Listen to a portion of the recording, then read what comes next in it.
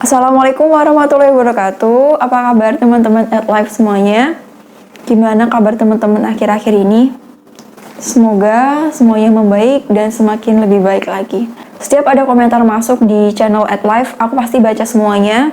Dan kebanyakan atau sebagian besar dari komentar-komentar yang aku baca, teman-teman merasa terganggu sekali dengan perkataan buruk yang orang lain tunjukkan kepada teman-teman semuanya. Dan terganggu sekali dengan bagaimana pendapat mereka, perlakuan mereka terhadap teman-teman. Dan jika pendapat orang lain itu sudah mempengaruhi diri kita, kemudian menjadi tolak ukur kita untuk melakukan sesuatu, menjadi alasan kita untuk melakukan sesuatu, misalnya, kalau aku misalkan nggak melakukan ini, gimana ya kalau orang benci sama aku? Gimana kalau misalkan aku seperti ini, nanti dia nggak suka? Gimana kalau aku nanti tidak melakukan ini, dia menjauh dari aku? Gimana kalau aku mendapatkan perkataan buruk dari orang lain? Gimana? Ini menurut aku harus segera diatasi, karena kalau dibiarkan nanti teman-teman yang capek sendiri. Nanti bisa mengganggu kesehatan mental kita.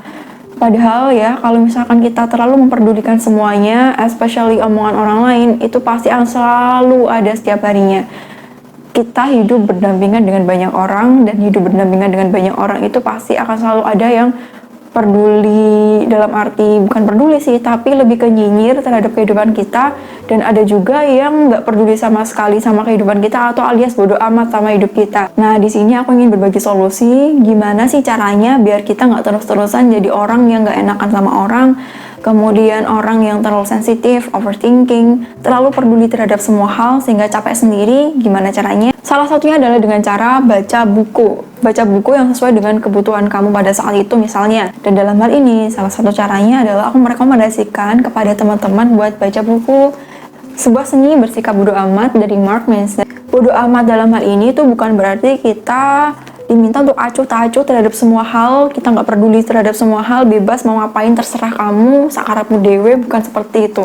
Tapi bodo amat itu lebih ke kita memilih dan memilah mana sih yang perlu kita pedulikan, yaitu sesuatu yang benar, sesuatu yang penting, dan sesuatu yang urgent. Sehingga kita tidak membuang-buang waktu untuk peduli terhadap semua hal yang bisa membuang-buang waktu kita aja.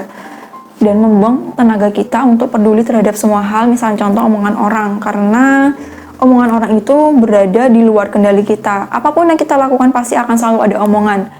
Baik ada omongan, buruk ada omongan. Kenapa nggak baik aja sekalian kalau sama-sama diomongin? Bukannya begitu.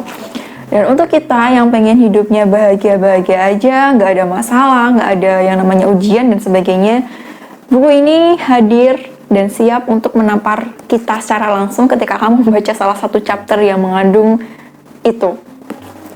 Kita tidak pernah bisa hidup tanpa masalah.